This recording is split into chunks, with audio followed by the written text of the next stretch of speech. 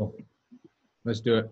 So today we'll talk about a little bit about the situational hitting, and then in-game do's and don'ts as far as just coaching the hitting side. I'm guessing, Jake, probably more. I'll let you take some of that stuff. Just explain, hey, what are some verbiage that we use, different things that we use that have maybe worked, that haven't worked, that are going to help our athletes just be successful. But the situational hitting piece, I think, is very interesting because, at least personally for me, one-run games, if you win your one-run games, you're going to win championships, especially if you're in college or high school. But if you're coaching youth, it might be a little different, but still same thing on a weekend. You get 4 or 5 games, you win a couple one-run games. Those are the teams that win championships. And I believe that it all comes from our situational hitting and what we're looking for at the plate and our approaches in those situations. So we talked with the athletes a little bit about like the individualized approach of, hey, what are we looking for in these certain situations? What are we trying to do with runners in scoring position? Runner at first and we're laying a bunt down, what are we trying to do? Just different tips and tactics during those times when they show up in the game. The biggest thing that at least I got out of it and that I think we all kind of agree on is putting yourself in those positions in practice. And as coaches, that's where we really come in and say, let's put our athletes in these positions to succeed in practice and compete and put them in stressful situations such as second and third, nobody out, get them in. What are you going to do? Bases or infield's in, nobody out, runner on third base. What are you going to do? Are you going to hit a line drive to the center field? Are you going to hit a pop-up? What are you looking to do? What is your approach in those situations? We talked a lot about, hey, don't try and change your swing. A lot of the times when we get in those situations where we have runners on base and maybe it's time to drive somebody in, we try and change our swing. And I know for me personally, I would try and yank the ball or try and hit a pop-up, and next thing you know, I'd strike out and expand the zone. That's the last thing we want to do as hitters. And as a coach from the third base dugout or from the third base little circle, first base, wherever we're at, our verbiage can be very important, I believe, to what the hitter is thinking at the plate. Ellie, come on. Just an instance of that in high school, our coach would march up and down the third base line. I got my dog here. We're in a new place right now. She's freaking out. So she's sorry. She got her diaper on just in case there's no accidents around here. But he would walk up and down and pace if we missed our pitch with the runner in scoring position. Well, as a hitter, I see his body language, and I'm sitting here like, man, now I got more pressure on myself. One, I feel like I failed my coach. Two, I'm thinking, oh my gosh, he's going to bench me and like he's going to yell at me. Now I'm in the dog hole. So understanding just how we handle ourselves as coaches in the box and just with our body language, especially, we talked a lot about it week 1, but in these situational hitting type deals, it just adds more pressure to our athletes. So the way that we can help them feel more free in these different situations is putting them in these situations in practice and in the cage. And Ronnie, you can hit more on the cage stuff here in a minute, but just putting them in there, visualizing those situations with people on base and scoring situations. What am I looking to do? Am I looking to drive the ball to the outfield? Am I looking to drive the ball up the middle? What is my approach? I truly believe that, hey, if you're just going up there and stick with your line drive approach, you can succeed in any situation, no matter if there's somebody on first, second, third, bases juiced, no matter how many outs. If we're looking to drive the ball in the middle of the field, we're going to be successful. But we don't want to take ourselves out of our swing either.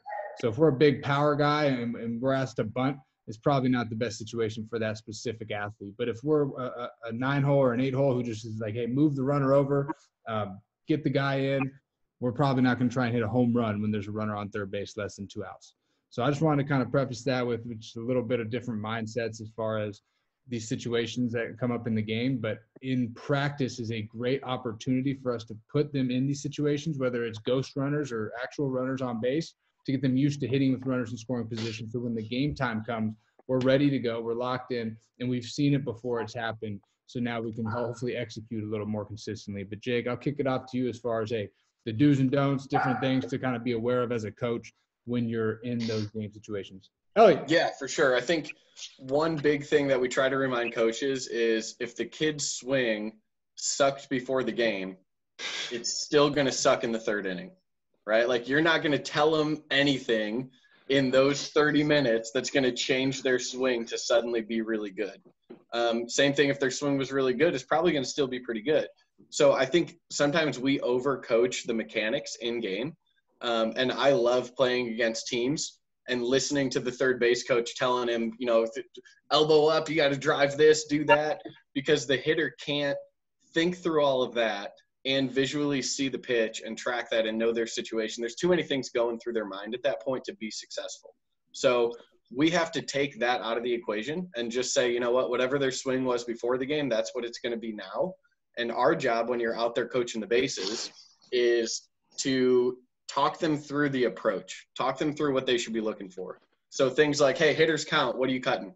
Right? Make sure they know when they step in exactly what they're looking for. Hey, 2-0, good time for a fastball here, right? Like tell them those things that might help them versus the other. And if you're a coach that you're in the dugout, you're not on the bases, don't talk to the hitter. Okay, talk to the guys in the dugout, talk them through, hey, did you notice that this guy has thrown every first pitch has been a fastball, right? He's 70% first pitch strikes. Go up there ready to drive your pitch. But don't yell to the guy that's up because he's trying to look at his third base coach. He's trying to be engaged in what he's doing, and then he's also got this voice over here. So you know how it is when you have a bunch of people telling you different things. It gets really difficult. And to some extent, we can't control mom and dad yelling crazy things that probably don't even make sense from the stands. They're going to do it, all right? But I would say if you're going to do anything mechanical, I would have like one cue per player. And maybe it's something that they struggle with, that they have the ability to shift right away. If they step out or something like that. But I would keep it to just one simple cue that you can remind them of during the at-bat, but not overdo the mechanical side of it. I think that's a huge thing hitting. I think the other piece, and we'll get into base coaching tomorrow and Friday when we go through the base running stuff, but the other piece is they are going to feed off of your energy when you're coaching a base because they're looking at you between pitches. So if it's second and third with 2 outs and that winning run is on second base and you're over there like freaking out, they're going to be like gripping the bat really tight. Like, oh, coach really wants this one. Like we got to, and they're going to put too much pressure on themselves to do it. So I play a little game. It's kind of fun. I always track my heart rate when I'm coaching third because those situations come up and we're all competitive. I'm like, all right, let's see. Dang, 105. Yeah, I'm nervous right now. But you can't project that nervousness onto the hitter. Okay. Sometimes like that's a great use if it's a big situation like that. That's a great time to use a meeting with your hitter and just talk to him real quick. And typical things that I say, it depends on the kid, but typical things, one, hey man, you're killing these situations in practice. Have fun. Or, hey, this is why we do this. Like, these are the situations that you dream of growing up as a kid. Like, enjoy it. Like, live the moment. Just enjoy it and be present in this. Just tell them things like that rather than, hey, we really need these runs. They feel that already. Like, they're competitive. They're playing the game for a reason. So the more you can put it back on their value and the success that they've experienced in the past and not on that specific moment and the dire need for them to succeed, it just kind of lightens their emotions and allows them to step in free to hit. So those are a couple of the big do's and don'ts from the approach side. Next round through, I'm going to screen share and go through like some of the different ways that we do some pregame rounds to help you guys out and give you some ideas there. But from the coaching side, I think those are the big things. And then the last thing is just, we talked about it with the players, but make sure that you're reinforcing to the players to just be themselves, right? If the kids never hit a bomb and they step up, you can't expect that that's going to be their first one because your team needs it. So call the game according to their strengths. Make sure you're putting them in positions to succeed and just remind them to be you. Like, don't try to be something you're not. Go up there. If you're a line drive hitter, let's do that, right? If you're a home run hitter, let's swing for it. That's fine. But don't go outside of who you are as a player and outside of that identity to try to do something that you're not in control of actually doing consistently. Yeah, I really like that, Jake. And I like the fact of, hey, the parents are going to be on them. And sometimes you got that parent in the back that's like, hit it out of the park, Johnny, hit it out of here. And you're like, shut up. Like, quit yelling. Like, come on. Like, you're putting enough pressure on this kid. Now you're putting more pressure. That's where the timeout's huge too. Just having some feel with that. But noticing that, hey, they are watching us at every single moment, no matter what's going on. I like the fact of, hey, you're talking with the athletes on the bench saying, hey, have you guys noticed the sequence that he's going? It's every first pitch is a heater, and then he goes change up if he gets a first pitch strike. This is what this guy's trying to do. This is his approach. Be ready for it. There's plenty of at-bats there without having to actually be in the box. You talk about visualizing on deck, in the hole. Before the game, I want to drop this in there and we'll move on to Ronnie, but like, before the game, when that pitcher's warming up, get your guys out there with their bats. Get them visualizing that pitcher. Get them getting their timing down, just getting in rhythm ready to hit the baseball. I think that's a good way to prepare us for the game, especially for that first inning when we haven't seen this pitcher. And in high school, we don't have a full scouting report or anything crazy like that. We just have a guy who throws a ball, and that's what we're going into to face. So having them get their timing down early, at least preparing them to get into that game rhythm so they're ready to go once they get in. Ronnie, what do you got for me? Yeah, so I'm going to go more into the cage side of things here, like more of the indoor stuff that you guys have. I want to limit private coaching as much as you can. For us to be really good at situational baseball, we need to be in competitions with the other players on our team and the guys that are going to crack those lineups and people that we're trying to I guess, compete with to get into the lineup, right? So if we're doing any type of situational rounds in the cage, I mean, it's really good to have, a single player get in there and do it. But make it a competition. So, for instance, each guy is going to get 5 swings. I will tell you if you executed at the end, remember your number. You went 2 for 5, and at the very end, the winner doesn't have to do push-ups, and everybody that lost has to do 10 push-ups or something like that, where you're adding a competition to it so that they are putting themselves in a pressure situation. You can get their heart rate to go up just by adding that competition level to it. The second thing that I want to talk about, we did this year for the first time, and I really liked it. We ran a live league. And in the live league, every pitcher had to chart their bullpens and every hitter had to chart their at-bats. And so the pitchers, the first couple of weeks, were going through a sequence of pitches. They were throwing, fastball in, fastball away, fastball middle, changeup, fastball choice. And they were running through that for their 15 or 20 pitches, whatever their bullpen was. And the hitters were going through live at-bats where they were charting what the result of their at-bat was. So I think for your teams, if you actually put them in live situations as early as you can, I remember we did this in college, was a pitcher may be throwing a bullpen, and in his bullpen, he's working on certain pitches, and he has a certain routine that he's going through. That doesn't matter because that's his process. But for us as hitters, throw them in situations against a live pitcher as much as we can. Yeah, they're probably not going to see the pitches that they may see in a game, but I think that keeps them on their toes. So, for instance, if the pitcher's throwing, 2 fastballs and then a breaking ball, it might work out where you get into a 2-strike count with a hitter where he's seeing a breaking ball and 2 strikes. It puts him in a game situation. A lot of times we get caught up in the coach thrown BP because we can get more reps in. But I think the more we put them in a live situation, the better they're going to be. So a lot of times we will chart what the hitters are doing. If we put them in a situation where it's runners in scoring position with less than 2 outs, they step in the batter's box against a pitcher, understanding the situation, and they're getting that in December or January in practice before they ever get outside. And so they already are comfortable with that situation when they do get outside. And I think that's a really good thing for us as coaches, is to incorporate that into practice. Don't just let pitchers throw bullpens with no hitters in there. And don't just let the hitters do their situations just off BP. Try and combine them and put them in situations where they're going to be challenged in practice. And I think that what you'll see is they're not going to be as nervous when they get outside into a game because they've already done it 150 times in the cage that year. Right. I think that's a big thing that we incorporate at our place, and I think it's huge for all organizations for sure. That's big time, Ronnie. I like that you mentioned the lives. I mean, one, the competition in practice, we put them in those situations to succeed and hopefully fail, because when they fail, at least they learn what they can do the next time to succeed. And 2, it works almost as a benefit for both the pitchers and the hitters, because the pitchers are getting live hitters in there who are trying to do damage off of them in these situations. And even though you may only have a pitcher and a hitter in there, maybe you've just got 2 guys in the cage and one's throwing a bullpen and the other one's taking hacks. Well, guess what? Hey, runner on third base, nobody out. Think about this situation. And the pitcher's working through his bullpen or whatever they're trying to do, and they're going to be mixing it up. And now it's challenging that hitter to get the job done like a live situation. So I really, really, really like that. And I found a lot of benefits with the teams I've been on as far as getting in those situations, doing them a lot. If you don't have pitchers that need to throw bullpens, throw up the pitching machine and crank that baby up. Hey, make it challenging. Don't just throw cookies in there. Yes, we can do BP if that's going to be more beneficial at that certain time, but I'd rather put up the machine and even put it at an angle if we have to make this thing more realistic, to challenge and fail, so that now when they get in those situations in the game, they've seen it tougher than it's actually going to be. Because now, like, the pitching machine is the toughest thing in the world to hit. At least for me personally, I don't know about you guys, but I freaking hated the pitching machine. It was brutal. And I was telling a story earlier with a couple of my buddies this morning, and I remember there was a time in Visalia, California, and I was hitting in the cage, and we were doing situations. It was off the curveball machine. Runner on third base, less than 2 outs, curveball machine. And the whole job was, hey, do your job, get the runner in. And Tony La Russa is standing directly behind me with 3 feet in between the net, and he's just standing there with his clipboard and his arms crossed. And I'm sitting there in the cage like, oh, my gosh. And one, the coach, when anybody, like, if you've ever been around football, whenever there's a GM or scouting director that comes into town, everybody's buttholes get tight. Nobody wants to say a word, and we all change who we are. It's crazy. You're looking over your shoulder. Who's getting released? Who's going home? Who's getting traded? What's going on? Is it because we're struggling? Is it because we're doing well? Everybody starts freaking out, asking questions.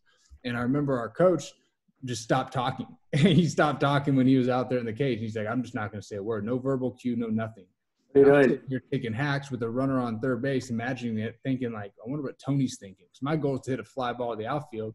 For him, he's probably looking, hey, he doesn't know the objective of the role. So just understanding, hey, when our presence is there, like if we can empower them and challenge them in practice, whether it's a curveball machine, a heaters off the fastball machines, throwing even a challenging BP like Ben was talking about yesterday, where we mix it and we get closer so it's more game-like, we're preparing them for success. They may fail in the moment, but we're preparing them for success in the games. Adam, do you have anything to add to that?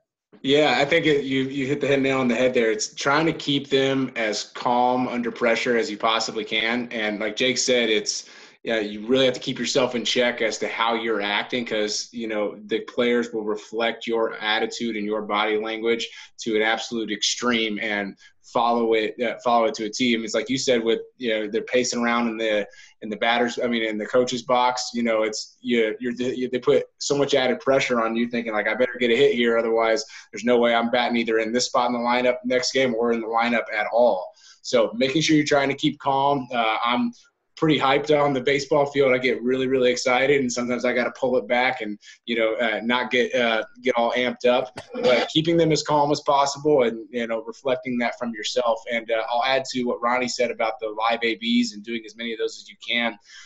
Make sure that you're also, when you're doing those in practice, doing those with actual runners on base. Don't just stick people out in the outfield and have everybody shag and, do worthless stuff like that. Put the right amount of fielders out in the field that are supposed to be there, and then the other guys that aren't either fielding or hitting, they need to be on the base paths, simulating different situations, so these hitters have the ability to actually see game type situations. Put the other guys on deck, they're visualizing ABs at the same time, but it also puts pressure on the pitcher as they're practicing as well and giving them game type reps.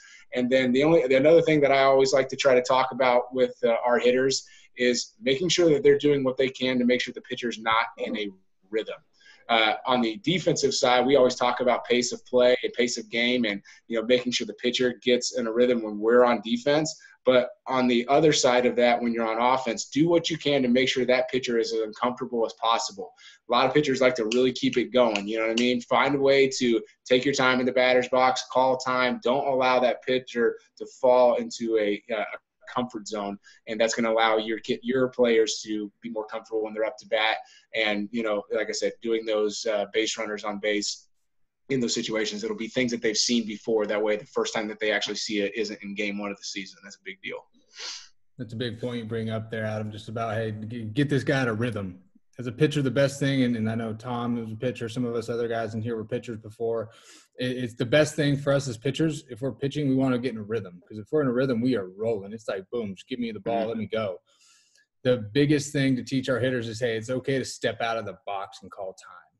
Call time. Call me back in. As a third base coach, I can call an offensive timeout and say, hey, let me just clear this thing real quick. Johnny, come up here. Let's talk this over.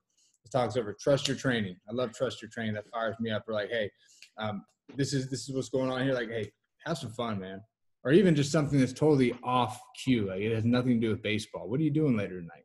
What's the barbecue looking like? Are you excited to eat some hamburgers with the squad tonight because we're celebrating senior day?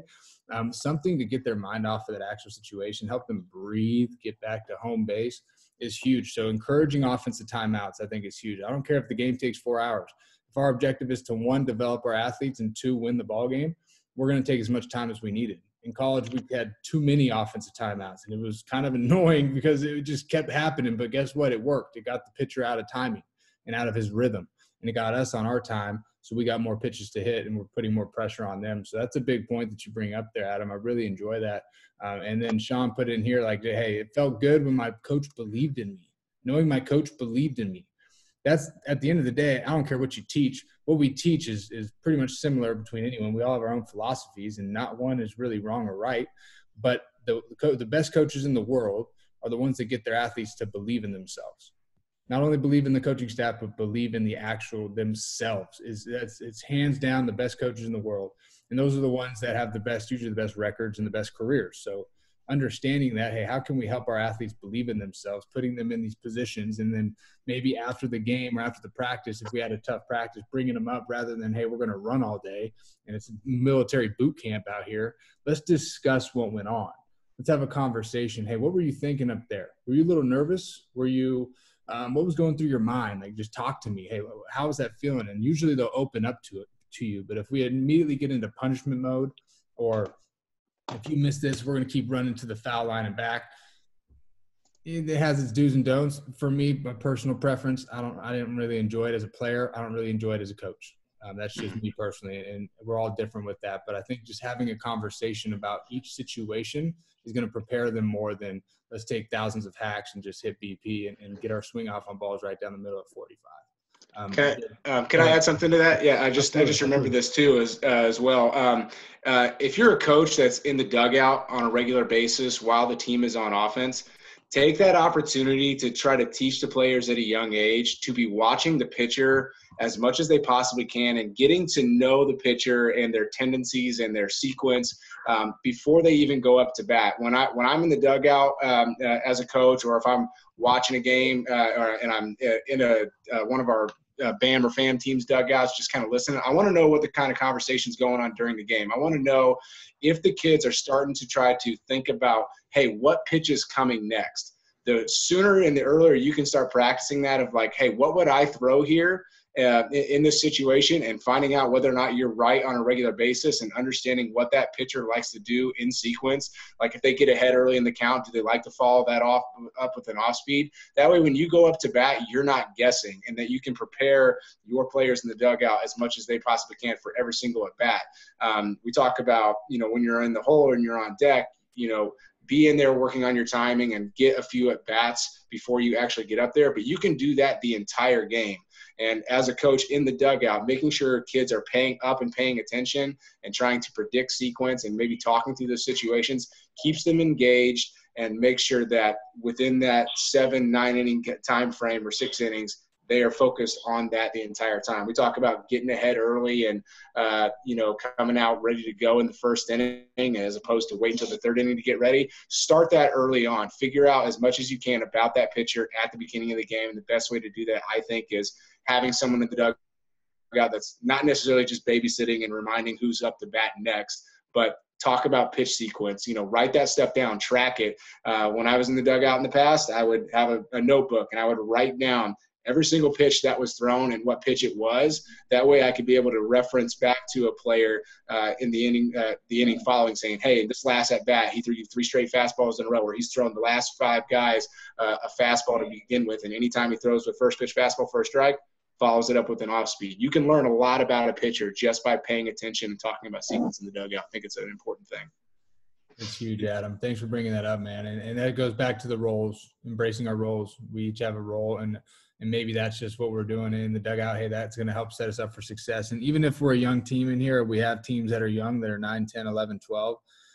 Our goal as youth coaches is to get them ready for their high school coaches and for their high school programs. So if we're teaching them that at an early age and they go in, like, 1, they're going to be more prepared. 2, if the high school coaches aren't already doing it, which they should, but if they aren't already doing that, now the coach or the athlete can take that leadership role and be like, hey, we did this when we played, like, this really helped. Let's try this. And boom, now you've encouraged leadership. You've encouraged them to start a new tradition at that school. So Jake, I want you to show some of those, the graphs that you have. Let me see if I have this on sharing for everyone. I think I do. Oh, yep, it's good. Yeah, you're good. All right, so I want to show you guys a couple slides. Well, first of all, this is what Ronnie just shared. And I was just looking through. It's awesome. Great keying, great stuff there that you might talk through here in a minute. But here we go. Okay, so I want to show you guys 2 things. One, Ronnie did a great job of talking through live bullpens or live at-bats in practice, right? So one of the things that we like to do is we call it our squad goal scrimmage. Okay, day 1 or first week, if you remember, one of the days was called Measure What You Treasure. And that's so important that you're implementing things in practice that you're going to track in a game. So we talk through our squad goals. So score first, score with 2 outs, quality at bats, under 10 free bases against, always get strike one, and don't strike out, right? Our main 11 goals that determine wins and losses. So what we do, and this has JV and varsity because this is our high school sheet that we were talking through, but if you're a travel team, there's a lot of benefit in practicing with another team sometimes, and maybe that same program, different age group, or maybe that same program, same age group, but you can get some different things out of it. So what we do is this: we'll go through our practice stuff. So we get there, we have our warm up, our throwing, our hitting, our positional stuff, and we always allot between 30 and 45 minutes towards the end of practice for scrimmage. And this is one of the scrimmage sequences that we go through that we've seen really good benefit from. So we go 4 innings, and each inning there's a winner. So when you win the inning, you get 1 point or 1 run, however you want to call it. Okay, so first inning, we go straight down the list. It's score first. And we let JV start hitting, and they get a runner on first base. So nobody out, runner on first. They play their half inning. If they score, they win. It's inning over. The goal is to score first. So varsity doesn't even get a chance to hit unless they get 3 outs. We have done these with player pitch or coach pitch, but if you're doing it as coach pitch, then you need to make sure the net's in a spot that you can actually like put a little velo on it. You can mix up pitches and give them a game feel to that. So we'll run the first inning, and if nobody scores, we run the same inning back until we get a winner of that specific one. So let's say JV goes up, they hit a bomb, great, so JV wins that inning. Okay, second inning is 2 out runs. So 2 outs, when the first person steps up, JV starts with bases loaded, and they go until they get that 3rd out. Then varsity does the same thing, but they only have a runner on second. So their ability to execute is maximized in this because we continuously give JV or that lower age group team an advantage in all of these to make it somewhat fair and even and competitive. Then we'll go through quality at bats. So JV gets a run around, varsity nobody, but these are quality at bats that we get to track of, hey, did you move a runner with an out?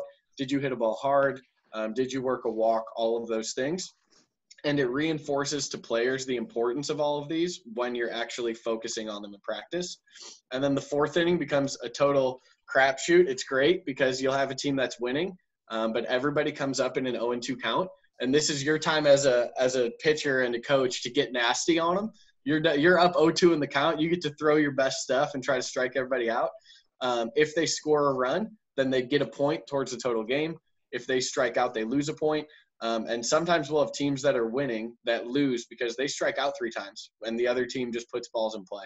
All right, so that's one easy way to focus on some of the goals that we have that we do in a scrimmage setting to give game-like at-bats and feel to players. And the other thing that we do with this, between every half inning, players have 15 seconds to get on and off the field and in position before coach throws the first pitch of that next one. And that's it.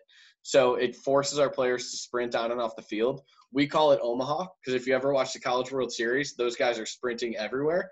So when the 3rd out is made, everybody's stationary. And once a coach yells Omaha, the sprint begins and they are on and off the field quick. So we try to reinforce that behavior too.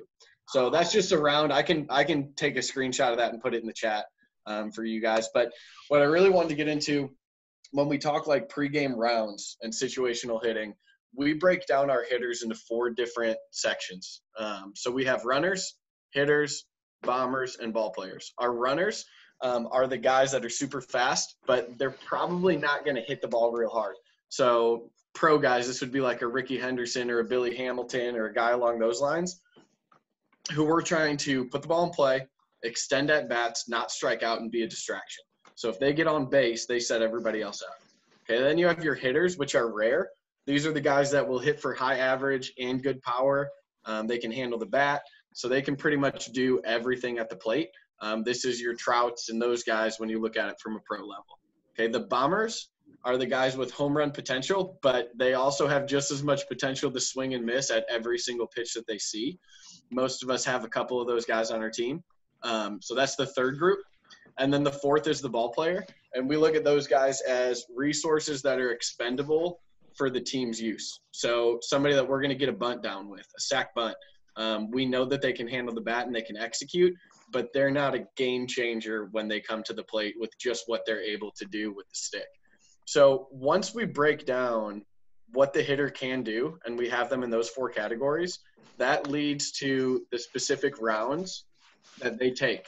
So in pregame, these are the rounds that they take. So runners, when they come up, they're working sack bunts, bunt for a hit, zone calling, and situational hitting.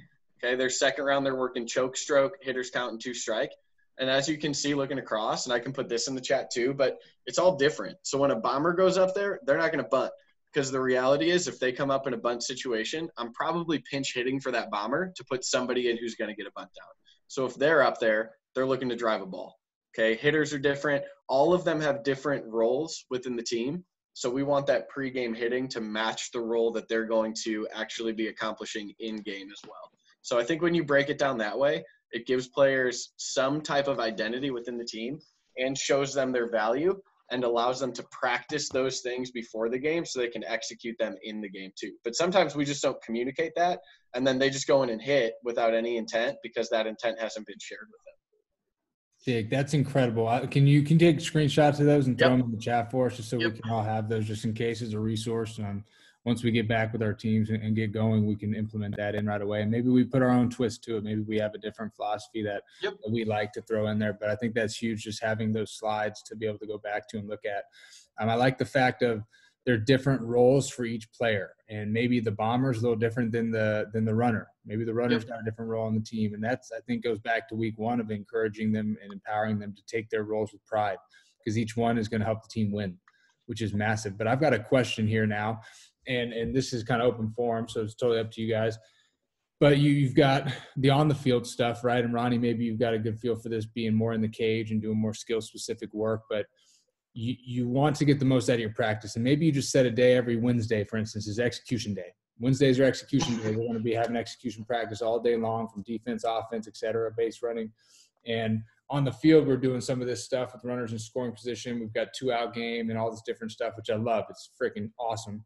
But now we're in the cage, or maybe it's snowing, or maybe we don't have the access to the facilities all the time. We have limited resources at our high school. Like for me, for instance, I play on a softball field. Like that's my baseball field, a softball field with a cage. So we had to get creative and like get people in different positions. So in the cage, how can we still encourage them to visualize these situations and take them with pride, rather than just, hey, go in the cage and hit some front flips and hit a bunch of line drives? Ideally one line drive, but just take swings. Like, how do we have a focus in the cage? Maybe it's off the machine. That's just an idea that I'm throwing out there, a machine or something. But what are some ways that you guys, Ronnie, I'll go to you, like something that you do with your hitters for situational rounds to help them still get the most out of their rounds without just going through the motions and showing up to hit?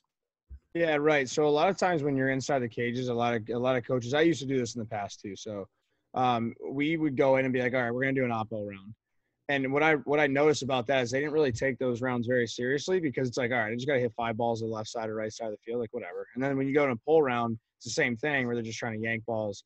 But if you give them a real situation in the game, like for a right-handed hitter, for instance, if they step in the batter's box in the cage and like, all right, hey, listen, the winning run's on second base right now. I'm going to give you 5 swings to execute. And they understand in their head that they're trying to go oppo. So maybe the first 2 pitches I throw, I pound them in to see if they're actually focused on what they're trying to do. If they get jammed and roll over 2 pitches in a row, my conversation with them is, how locked in are you right now on seeing a pitch that you can drive to right center field? And if the answer is not very locked in, it's like, all right, well then you're gonna have to get out of the cage and I'm gonna have to let another guy come in here, because until you want to lock into what you're supposed to execute on, then we can't have you hitting right now. So when we have guys that come in for certain rounds, whether it's oppo or pull, or we're trying to drive balls and score runners, we want to make sure that for the older guys, I don't give them as much help with what they're looking for. I just want to see if they're locked in. But for the younger players, it's more of, hey, listen, we're gonna try and drive balls to right field right now, but we're gonna act like there's a runner on second base with no outs. Okay, so when you're coming in here, what pitch are we looking for? That's kind of the dialogue I'll ask them. What are you looking for? We're looking for fastballs away or something that you can drive away. Yeah. Okay. So when they go in there, if they execute that, then they're going to probably go 3 for 5, 4 for 5, 5 for 5 in that round. But if I don't give them that dialogue, so for instance, a high school kid who should already know this kind of stuff, if he comes in there and the first pitch he swings at, he tries to get absolutely loose on a pitch inside, then my conversation with that kid is, are you looking for your own personal benefit right now? Or are you looking to help the team? And that's kind of how I incorporate situational baseball in the cage, because it's really hard sometimes to get those guys to lock in. They just want to work on their swing. But we kind of have to take that away from them and say, we can work on the swing, but we're going to add a situation to it, or we're going to add a count to it, or I'm going to mix in breaking balls with you. And I think that that's what's going to help those guys kind of understand that cage work isn't just a swing and crush balls, right? So that's kind of what we do. We add situations and different parts of the field to for their tee work and their BP stuff.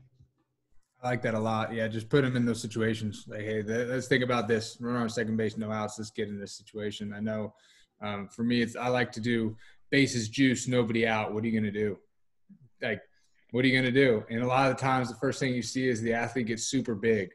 Say, hey, why are you like? And then I ask, hey, what are the reasons why you're changing your approach right now? Is it the bases juiced factor? Is it now I said, hey, drive them in? Like, what's the reason behind it? And they're usually like, man, bases juiced. That's where I go, yeah. Like, that's where I get my money's worth. I get my ribbies, right? Like, that's what I want to do. But it's getting back and challenging them, like you said, Ronnie, to stick with their approaches and be locked in with that intent. Intent and purpose are used so much, and I think there's such key words for us to continue to just hone in with our athletes to get them to buy into what we're trying to teach them.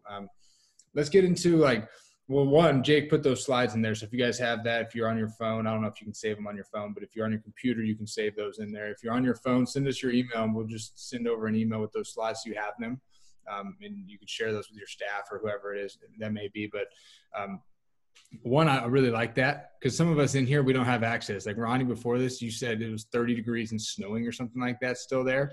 It's April, almost May. Some of us don't have all the access like it is here in Arizona where it's 100 degrees and we can still be outside doing stuff. So it's just a little different across the world. So it's good to have that in there, especially if we need to maneuver our practice plans during a rainy season or the falls and winters, et cetera. But something else I want to get into with the situational hitting stuff is how do we how do we get our team to buy into our philosophy, if that makes sense? Like maybe we're a team that drives and runs. Maybe it's each team has a different identity. Maybe my team one year is more the runners. Maybe it's more the big boppers and we're just going to drive the ball. Maybe it shifts from team to team. But overall, with the philosophy that you have as a hitter, and we can go Jake again and roll down the line. But how do you get a team to buy into your philosophy from day one as far as the expectations offensively? Yeah, I think number one is being honest with them, because a lot of times hitters and players in general, they struggle to understand their limitations because everybody thinks that they're like the best hitter in the world. Mm-hmm. So when you can show them tangible evidence of things that they've done in the past or team stats from the past and work from there, I think that's a great starting point. Players now, at least in my experience, really take to being shown tangible numbers because they know what they mean and you can explain what those numbers are. So, we have a meeting every year preseason for high school where we break down like, hey, here's the stats that we had last year. This was our OPS. Here was our quality at bat percentage, all of these things. And from there, players have the ability, we split them into those 4 groups. They get to choose where they think they belong. And we give them a week to stay there before we switch them into where we think they belong. But they have some time to prove it to us if they think that they should be in a certain one.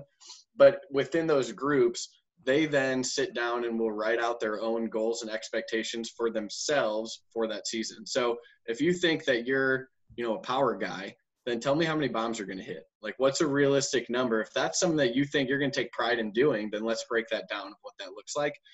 Because when they set the goals, now granted, we talk through them and adjust them, but when they set their goals, then it's something that they care about rather than us handing them a sheet of paper that says, hey, here's your hitting goals for the year that they had no say in. So I think giving them some of the insight on that can be really, really helpful. And I think just overall team identity is huge. Like every team needs an identity, and whatever that identity is for your team, make sure the players know it and own that. I mean, we've had teams where the identity was just like legitimately, we're tougher than you and we're never going to roll over. So we're going to win games because we're just never going to quit. And then we've had other teams that our identity is like, we hit the absolute snot out of the ball. We can't stop much and our pitching isn't great. So we're going to win, but it's going to be like 15-13 every time out. But then when that team knew that, they would give up 5 runs in an inning and be like, yeah, we're cool. We're going to put up 15. So like they got to keep scoring if they're going to win. So when they know their identity, it allows them to not have those freak out moments in the game. And we've all been there in baseball and honestly in life. Like when you're unprepared or you don't have that identity and something smacks you in the mouth like that, it's really easy to just start grabbing for whatever you can find. And that's where the excuses start coming in and where players start to try to be something that they're not. So I think having that is a huge piece because they continue to go back to that rather than going back to whatever the first thing is that comes to their mind at that point. So that would be the step that I would take with them. Have them be a part of that goal setting piece, allow them to kind of pick and choose where they think they belong, and then start to reinforce with them what that means as far as their roles and expectations for the season. I love the goal setting piece, Jake. I love that piece because it goes overlooked. We forget about it a lot because we get pressured with time constraints and administration and the amount of hours we can spend with our athletes, or if we're a travel program, maybe lack of facilities or lack of resources to get on the field. There's a lot of different things that come up, but now that more people are seeing the power of Zoom and different technologies that we can use, we can do this for 30 minutes and go over our preseason goals. Yep. First thing that we do with some of these workshops that we'll do with college teams is we get in and we do individual and team goals. We develop our mission statement and the core values and the culture first and foremost, but then we get into our goal setting. And it's not just setting a goal, it's how does it feel when I achieve that goal? How does it feel when I see myself experiencing that goal of hitting 8 home runs or driving in 25 RBIs or having 2 out of 4 quality at-bats every single game? What are the emotions that I feel behind it? Because that's what's going to drive them to keep pushing forward. Ronnie, what do you got to add on to any of that? Yeah, I think we got to just constantly continue to give them proof as to why they're in the role that they're in, and also provide value in saying, hey, listen, you're in this role for a reason, and then we need you here because we need people like you on our team, I think is big. But we have to constantly provide value. We have to constantly give them reasons why. So, for instance, if you look at stats aren't always the biggest thing, but I think if somebody says, I want to be a home run hitter. All right, well, show me how last year went for you. Okay, so you batted 400, awesome season. You didn't strike out that much, and you hit 1 double. Okay, so you're probably not a power guy unless you do 10 inches. So, like, we have to really assess that and look at that and figure out who you are. I'm really happy that you batted 400, but let's make you consistent at hitting line drives up the middle. Probably going to bat you in the top of the order, but that's where I see you being the best for our team. I think having that is big. I'm going to share my screen for a second and show you guys the chart that I put in here, and there's a reason why I'm showing it. But so for a lot of the pitchers, I get a lot of pitchers that come to me and say, hey, coach, I want to be a closer. And they do throw decently hard, but then we'll go through these. I'm going to go through our fastball bullpen because I know for a lot of you guys earlier in the season, you're probably really only throwing fastballs before you get into, like, let's say January-ish, where you're starting to mix in some breaking balls and stuff like that. For this, we actually go into location. So what I do with a lot of the guys at the teams that I work with, the older teams that I've trained in the past and my team that I used to coach, I would keep a log and the players would have a folder on all of their bullpens throughout the whole winter. And then what I would do is I would take a percentage. So if you see down here where there's a strike percentage, total balls, total strikes, and overall strikes. What I did with them is I took that percentage throughout the whole winter, and I basically set a goal and said, hey, as a pitcher, we want you right around 60% strikes, right? I want you to go through your fastball for a strike the majority of the time. And so if I go back and I look and see they're not consistently throwing their fastball for a strike, I can't have you come in a situation where we need to get an out because I don't know if you're going to be a guy that's going to throw strikes. It's giving them proof, right? And then going into the next one is where we start to mix in some breaking balls and things like that. And to see when they start to slow down, are they better in the windup? Are they better in the stretch? So if you look at the different sets, we actually change when they're in the windup and the stretch. Because I think that's big for them understanding what they're really good at. And then you can also go even further and kind of take their curveball and their changeup percentage and put that together and see what they're good and what they're not good at. So if you have a guy that might throw gas, that doesn't really have really good off-speed stuff, but he's 13, that might be a guy that you put in your closer role because you know that he's going to pound the zone, he's going to throw hard, he's going to throw strikes, but he just doesn't have that secondary stuff yet. But he's going to keep people off balance for an inning.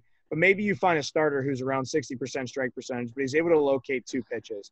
That's what you can find in having all of this material from these guys. And I think being able to keep that for over the course of a whole season or an off season is going to help you kind of understand what people are in what roles.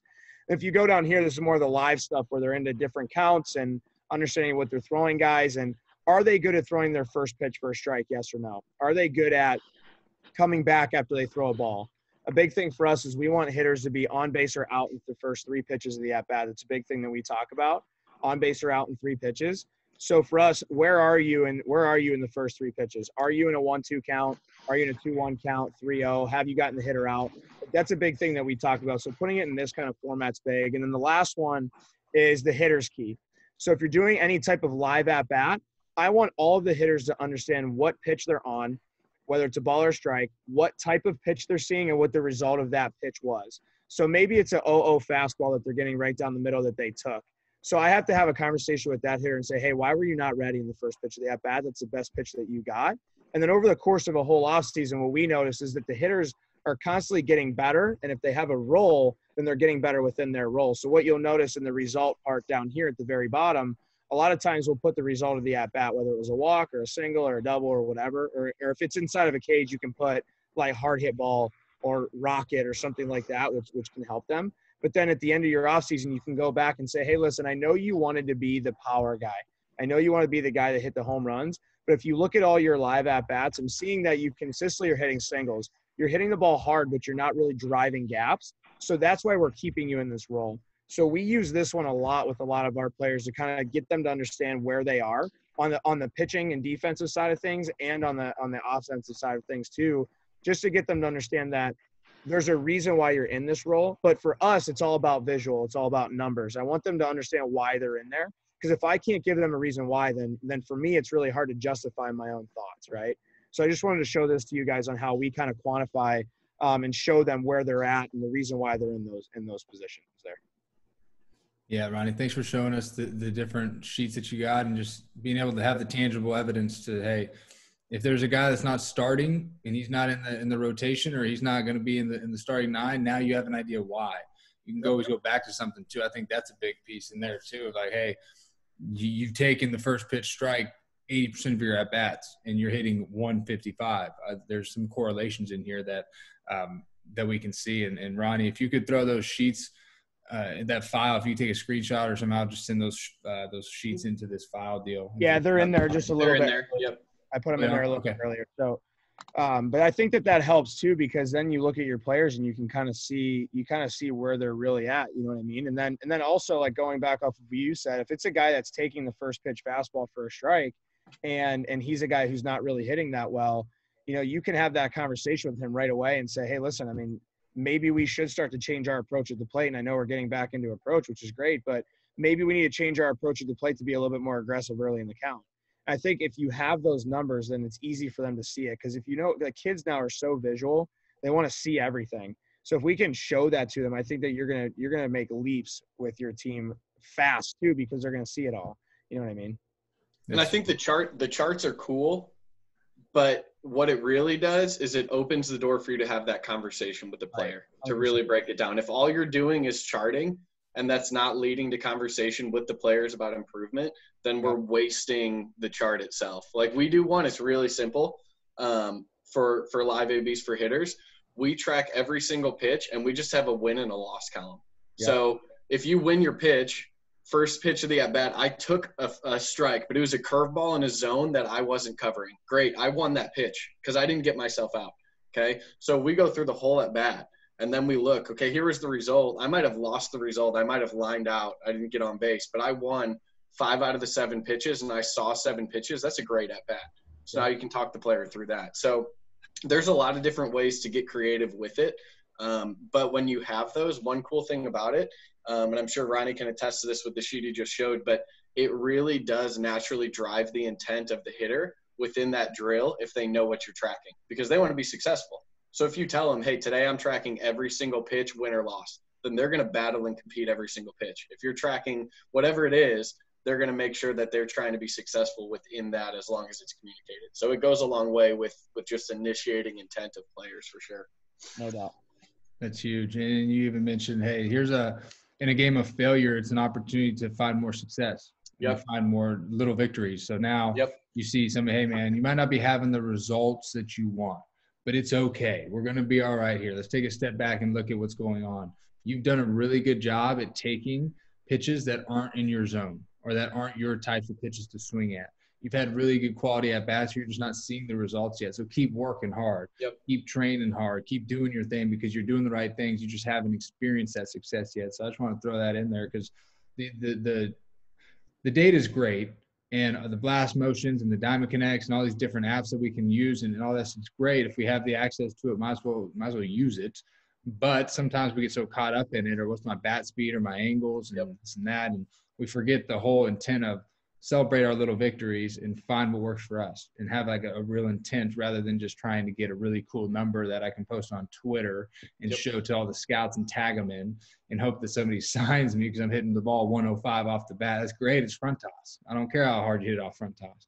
I want to see you do it in a game against the left-handed pitcher throwing 92 with a little bit of sink and a good curveball. Are you still swinging at your pitches? Are you still in your zone? Are you still attacking first pitch strikes as a pitcher? Like the 3 pitches and less, that was one of our mottos in college as well, is, hey, let's get these guys out in 3 pitches or less. And it was crazy how like just the intent of that flipped in our pitchers' minds where they're attacking fastballs, curveballs, changeups, his first pitch strikes constantly. And as a defender, it helped us get in a really good groove. Adam, do you have anything else to add to any of this?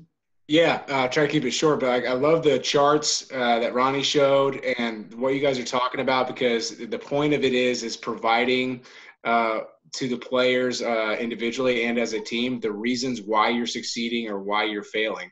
And I love as a coach, and one thing I always try to do is, like, at the end of the game when we're talking to the players and everything, is reminding them why the result of the game happened. Like, we have our squad goals for BAM and FAM, and it's the things that we're trying to accomplish within the game. So it's like, for us, it's score first and score more runs with 2 outs, have give up under 10 free bases.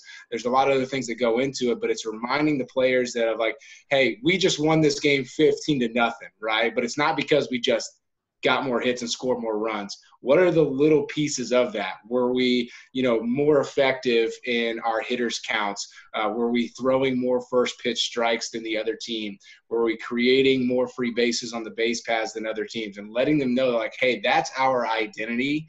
That's how we win games. And that's also how we lose games. If we're not accomplishing these little things as a team, or we're not accomplishing these little things as a player within our role, that's the difference between success and failure. And I love that the charts show that, and just make sure you're taking the opportunity individually and as a team after the game to remind them as to how and why the result of the game happened. Don't just be happy that you won 15-0. Remind them that it's like, hey, it's because we're taking care of business and we're succeeding and doing the things that we've been working on in practice. So for us, it's those squad goals. And if we accomplish those, we remind our players that, hey, we did those things, and that's the reasons that we won these games. And it gives the kids the opportunity to, like we say, play the game within the game and see it for the bigger picture that it is, as opposed to just going out there and hoping for good results individually. And then if we all have good results, maybe we win the game. Really big. I'm glad you mentioned that, Adam. It's so true. Just being able to use this stuff and see this stuff and remind them that reinforcement of why we won the game. And even games where we lose, instead of just blowing them up. And mind you, that stuff dictates itself. Maybe you got to have a time where you got to up the tempo and the ante a little bit and get on them a little bit. But just reinforcing, hey, these are the reasons why we're good. These are the reasons what happens when we lose. And we didn't check these boxes, and look what happened with the result of the game. So it's just like our process and our routines that we're developing for our specific selves is, hey, if your process and routine isn't helping you get in the best position for the game, we might have to tinker with some things and change some things around. Just like a team, though, our identity, like really I understand that identity is such a key thing with everything that we do. But having an identity as a team helps the athlete buy in to that process and buy into you as a coach. So now we're going to get the most out of our athletes. And then the last thing is that belief. Like, with belief, anything is possible, whether it's my sales role, whether it's my coaching role, whether it's my athletic role, or my beer league softball role, right? Where I believe we're going to win every game. Like, having a firm belief in it, we're going to be more successful with anything. So I think that's just a good point that I wanted to reiterate. If you guys have anything else, feel free to put it back on there. The only thing that I'll say, and I think it's a strange time for all of us in regards to training right now. So thinking outside the box of different ways to train, I can tell you one of my favorite things as a kid was spending time with my dad playing video games, as goofy as that sounds. But I remember even at a young age, like playing a baseball game and thinking through my approach as that hitter. And I think, like, I ended up playing MLB The Show with some players last year when we were in Georgia. And it's a cool way to open up the conversation with players about approach and about roles and all of that without it being a personal thing about them. and they're very open to it because they're playing a video game. So their guard's down and they're just hanging out. So like, honestly, going into that game or telling players like, hey, you have it, cool, go into a game. And I want you to, it shows the hot zones and cold zones for every hitter. So I see, okay, I'm up with David Ortiz. He's a middle in guy. So let me adopt that approach. Let me try to track the ball and see what happens and not swing at pitches outside the zone and manage the game. And, you know, it's fun to play, but I think when you develop an intent, that stuff sticks with you when you step up to the plate with an approach. It's essentially visualization on a screen, right? So you probably have a lot of players that are playing anyway. So it might be a cool idea to send them some intent behind that of like, yo, when you're on the show next time, try to focus on these things. See if it helps your team. Who knows?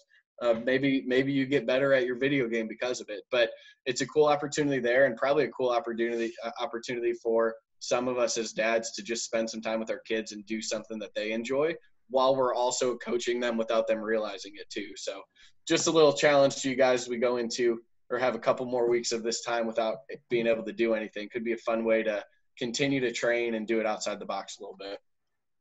I love that's a great idea. We got to tell that to the kids now too, and make them think, maybe this is going to help me be better.